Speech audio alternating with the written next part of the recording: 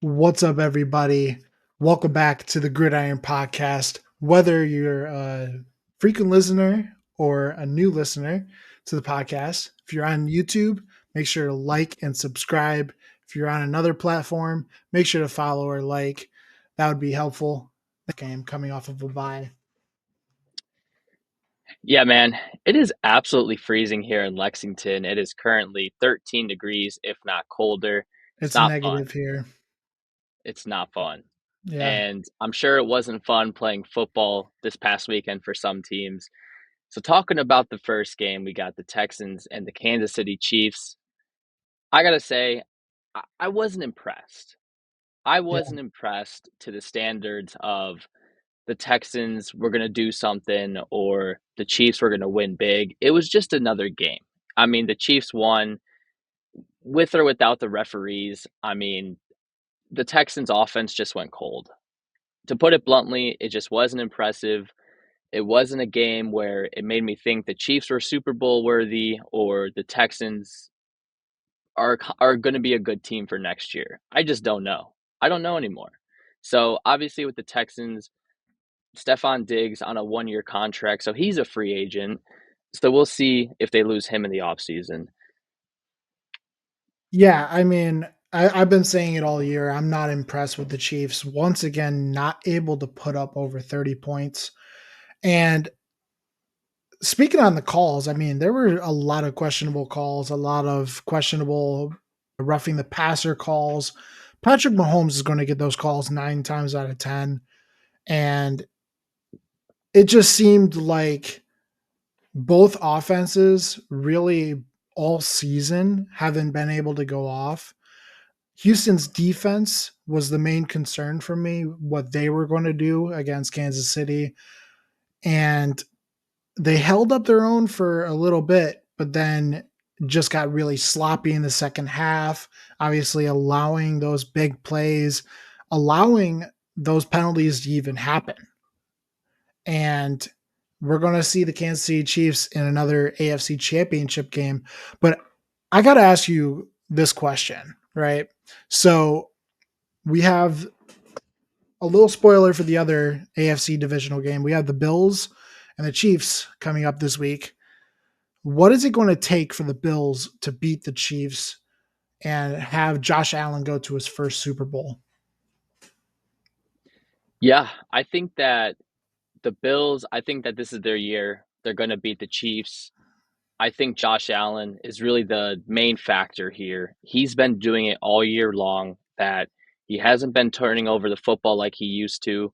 He's not playing hero ball. He doesn't need to. He has the pieces around him to play efficient football, and that's what he's doing. So I think that the Bills, for them to win this game, I think the offense has to keep rolling. I think Josh Allen just has to not turn over the football, as don't want to go into the later game, but just not making those crucial mistakes. Who's going to make the crucial mistake? So it's going to come down to Josh Allen, which I think Josh Allen is playing just really good football. I think the Bills, in order to win this game, it's just going to come down to the offense. Now, I'm going to partially agree, partially disagree. I do think it's going to be on Josh Allen to not turn over the ball, but I think it's mainly on the defense. The Bills' defense needs to hold their own. Obviously, we would be talking about a whole different matchup if Mark Andrews obviously didn't drop that football at the end of the game. So the Bills defense really needs to step it up against Kansas City, who yes have not scored over 30 points all year, but that doesn't mean they're not going to do it in this game against Buffalo. So I'm looking mainly at the defense. I think the offense has been rolling. It's going to be on the defense to win this game and make it to the Super Bowl. Yeah, I agree with you. I think that in this game, in the Chiefs game against the Texans, that the one guy who somehow managed to get open is Travis Kelsey. I mean, he is running routes across the field, getting open. He's a big guy, big tight end, obviously been in the league for a long time. He's one of the best to do it. And I think it's going to come down to this Bills defense to lock him up. I mean, you cannot lose sight of Travis Kelsey. He will make you pay. on, Mahomes will get him the ball one way or another. I think that the Bills gonna definitely, I agree with you on the defense. They're gonna have to come up with the scheme to stop Travis Kelsey, don't let Xavier Worthy, those kind of guys to make big plays. And Mahomes, if you let him extend the play, he's going to make a play.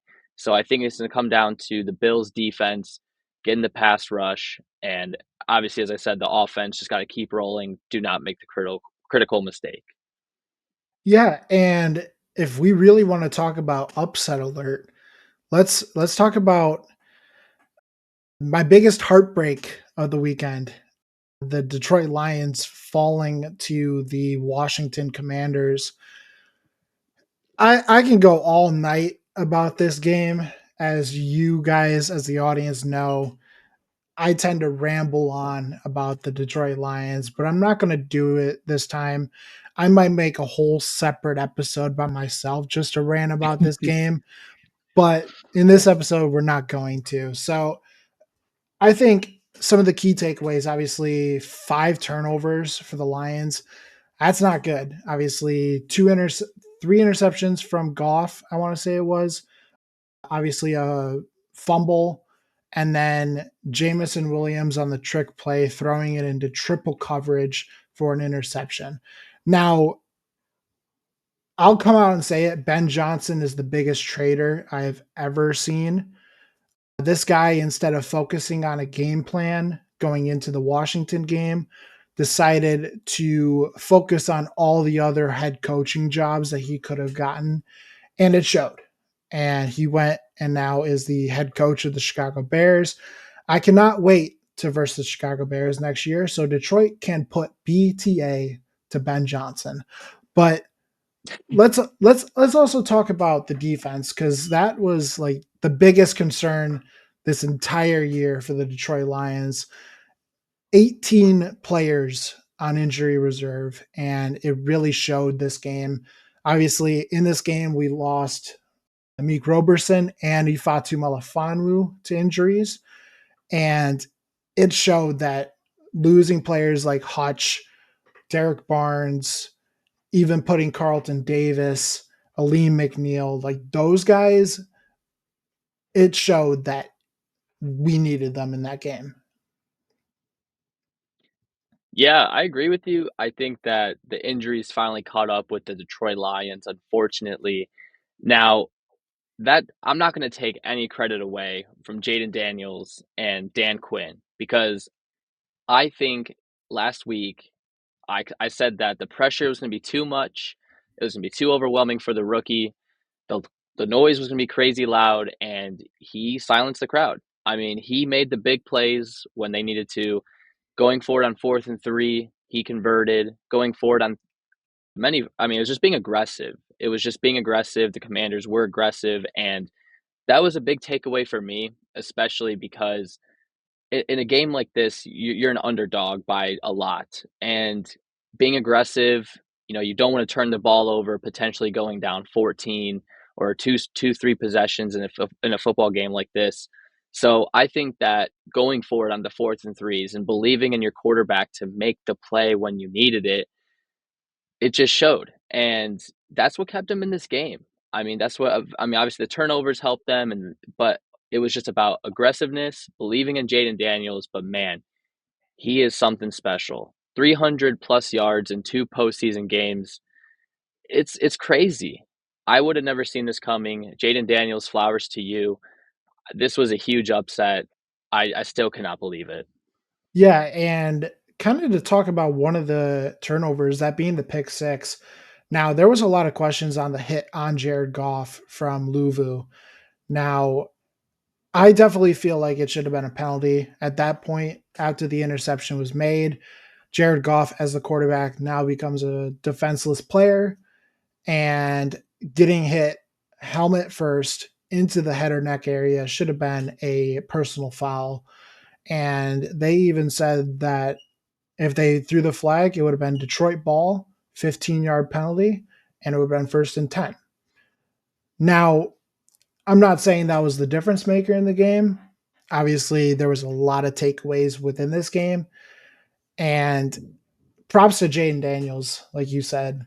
Obviously, really good player. There was a 4th and 2 where the defense had 12 men on the field.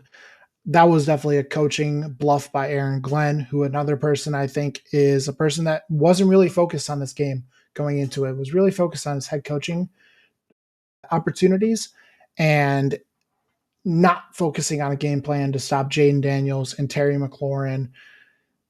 Yeah. Yeah, you mentioned it. Ben Johnson to Chicago. Aaron Glenn's getting interviews now. I want to ask you, what do you think about the Lions' future pertaining to Ben Johnson now being gone? Aaron Glenn's most likely gone. Do you think that the Detroit Lions, even though they still will retain a lot of their players, do you think that it's only a matter of time before they have to make it to a Super Bowl? Yes and no, because based on what I'm hearing about the upcoming year of who the offensive coordinator and defensive coordinator are going to be, that being Scotty Montgomery, the current running backs coordinator, and Calvin Shepard, the current linebackers coach, seeing that the identity is going to stay the same, I feel like it's a good thing. But obviously, the past 2 years, obviously last year losing in the NFC Championship and this year losing in the NFC Divisional round, it kind of scares me because we have a talented team, right? Jared Goff is one of the better quarterbacks in the league, really showed it this year. Amon-Ra St. Brown, one of the best wide receivers over his entire career. Jamison Williams coming into his own. Jahmyr Gibbs and David Montgomery being the edge rusher on the other side, whether it's Max Crosby, Myles Garrett, Zadarius Smith, or if they draft a guy. Those are really the rumors that are coming out of the camp of Detroit of what they're going to do for the edge rushing. But I've been down this road my entire life watching football. I'm 23 now. I've been watching football for probably 19 years. I've seen disappointing years for the Lions. I was there when they went 0-16 in 2008. So I'm worried, but not worried at the same time because I've seen worse and I've seen better. Yeah, you kind of talked about it a little bit. I wanted to ask you, are you confident in Jared Goff's ability in these big games? I mean, even just to lead the Lions to a Super Bowl, because after that performance, I kind of have some doubt in these big games. Can he do it? I don't really think it's all on him. I mean, yeah, it's very easy to blame Goff as he's the quarterback and supposed to be the leader of the offense. I really think it was just the Commanders' defense was outplaying the Lions' offense, which is very hard to do. But I don't think it comes down to Jared Goff. I think it comes down to multiple different factors in that game. I think obviously the fumble kind of started everything where he just didn't have a full grip on the ball. And then just a couple of bad throws. He airmailed Tim Patrick for that pick six. And then the trick play where JMO decided to just throw it up in the air. So I really think it's not on Jared Goff. I do feel like he can lead this team to the Super Bowl. He led the team to the NFC Championship last year, where I think it was a less talented roster in terms of like people coming into their own. Obviously, Gibbs and Laporta were both rookies last year. I think the defense got better from last year compared to this year.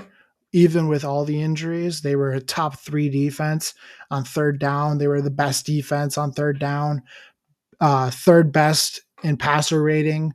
So I don't think there's anything to worry about Jared Goff leading this team to the Super Bowl because you look at the Rams when he led them to the Super Bowl.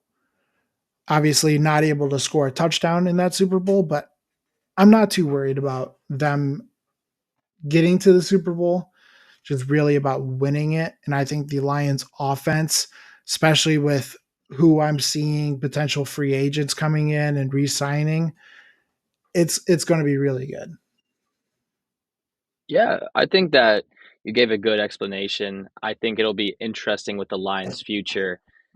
I think that this next matchup, it was all about the quarterback play. Josh Allen versus Lamar Jackson. Now, it was kind of previewed earlier, but it was all about who made the crucial mistake. The Baltimore Ravens made those critical mistakes, plural, Mm-hmm. 4 turnovers from that offense. You can't do that in big games. Yeah, and especially how star-studded their offense is. Obviously, Mark Andrews has been one of the better tight ends over the past several years. You have Derrick Henry, who is probably one of the best running backs in the league, minus probably Saquon Barkley, who's I think right above him. But also Lamar Jackson, who has been talked about in the MVP conversation, obviously last year's MVP. His problem is when he gets to the playoffs, he just can't win. Obviously, now I think his record's like 3-7 or something like that in the playoffs. It's something outrageous like that. But I think this game really solidifies Josh Allen as the MVP. Maybe Saquon can fit right in there as well. I think Saquon has been really good this year. But I think Josh Allen, with the performance that he put on against the Ravens, I think he solidified himself as this year's MVP. But I know I alluded to it earlier. Mark Andrews making the crucial drop, which really lost the Ravens the game. Do we think that with that crucial mistake and seeing how Baltimore has done in the playoffs over the several years, are we worried about their future? Yeah, I mean, this is time and time again, the Ravens are the team that's talked about, or at least one of the top teams coming into the AFC, talked about can this team make it far? Can this team make it to the Super Bowl? Lamar's playing really well. I mean, he played great this season. They have Derrick Henry. They got him in free agency. This team looks pretty legit now. And in the playoffs, yet again, it's the same story, the mistakes. How can they limit these mistakes because it is costing them in games against the Bills, who will punish you if you make a mistake. You cannot turn the football over, or you need to come up with that big stop. And I am concerned for the Ravens. I don't know exactly how many years you can go with Lamar saying that he will lead them to a Super Bowl, and this is the result you're getting almost every year. You made it past the Pittsburgh Steelers. Well, that was a give me, but now you got the Buffalo Bills. So I think as a Ravens fan, or not as a Ravens fan, but if you are a Ravens fan, I would be pretty concerned. I think that Lamar's a great quarterback. He is a franchise quarterback. Do not get me wrong. There's just more pieces or coaching that needs to happen in order for this team to get over that hurdle. Yeah, I was just going to say the same thing with the coaching. Obviously, I've said it all year. It's on the players to execute the game plan. And all these turnovers, I mean, year after year after year, it's the same thing with the Ravens. But I'm not super concerned because I think obviously the AFC is a star-studded conference with like it's very top heavy, right? You have the Bills, you have the Chiefs, and then really the Ravens, and then Bengals could be in there as well. But I'm not concerned about Lamar Jackson. I'm concerned about the coaching. Don't get me wrong, Harbaugh, great coach, right? But over this past stretch, even before Lamar Jackson, they were having struggles in the playoffs. So when is it time to look at the coaching staff and be like, hey, there's something wrong. We can't finish in the playoffs. Yeah, I don't exactly know what the answer is to the Ravens' problems. I think that in the second half, they did stop the Buffalo Bills, only letting them score 6 points. So, they did a good job in the second half of controlling the damage done. I just don't know what Lamar has to do. I mean, it's just the turnovers in this game. That's literally it. I mean, Mhm. obviously the Mark Andrews fumble and the Mark Andrews drop, very critical. Just it just comes down to the mistakes. I mean, the players got to execute and they just don't. They come up short. So, can you really blame the coaches? I don't know. The Ravens are in such a sticky situation because, in my opinion, nobody's worth just getting rid of or cut them. It's just you got to trust each other to make the plays, and they just don't. Yeah. And now the snow is falling, right? We know it's winter. And there was a bit of a snow game this past week between the LA Rams and the Philadelphia Eagles. Now, we all know the story of Stafford in the snow. Obviously, as a Lions fan, I know he cannot play in the snow. He's not a snow angel. Let's put it that way, right? So Saquon popping off for 205 yards and 2 touchdowns. And that offense was on a whole nother level this entire game. I don't think throughout this entire year I've seen the Eagles offense play that well together. Yeah, I think that Saquon easily one of the best free agent acquisitions to this Eagles offense. I think it made Jalen Hurts more comfortable. Jalen Hurts is a good quarterback, Mhm. but just like Josh Allen, he doesn't have to play hero ball anymore. He has Saquon in the backfield. He can just say, here's the ball, and go get 6, 7 yards. It's just it made the offense more comfortable, more sturdy. You don't have to, make that many turnovers, which Hurts hasn't done because we've seen him in big games have 2 interceptions, just fall off. So it's definitely Saquon's definitely been like a game changer for this Eagles offense. In my opinion, it's obnoxious because as a Packers fan, had to play him last week, but, Saquon ran for like a 60 or 70-yard touchdown in this one. It was just crazy to watch. I mean, yeah, he's a great running back. There's nothing to say about it. I mean, just unfortunate the Eagles got him. Yeah, I think he fits this offense really well. We saw the struggles that he Right. had in New York the past couple years. Obviously, a whole different system, a whole different offensive line. Where I think the Eagles having one of the best offensive lines in the league.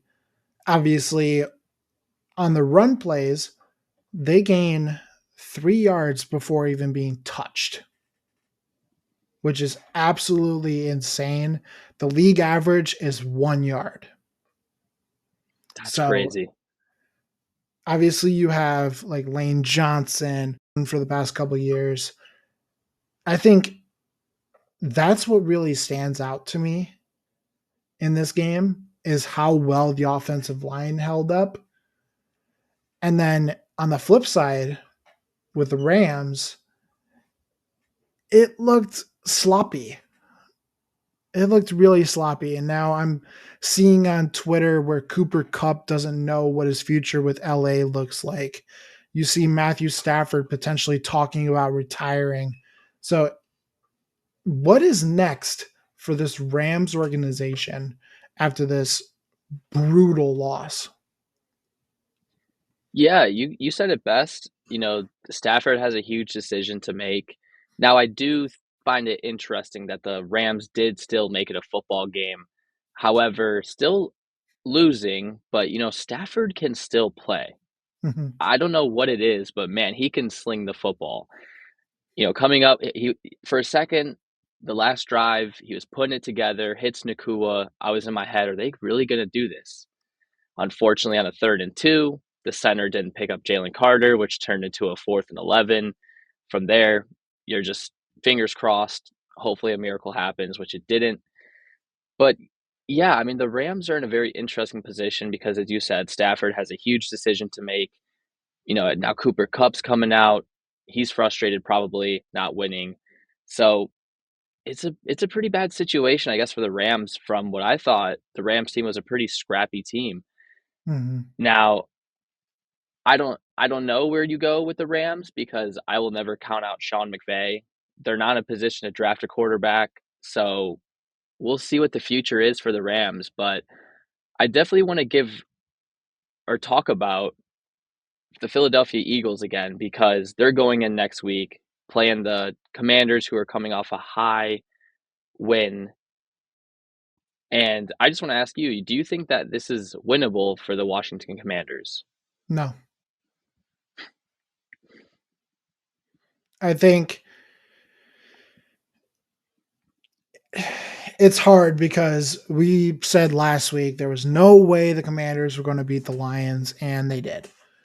So I think one key takeaway is with the Philadelphia Eagles is they have a high-powered offense and the best defense in the league. I think with those two together, they're not losing to the Commanders.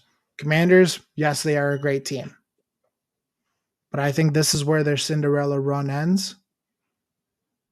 And I think it mainly comes down to that defense of the Philadelphia Eagles.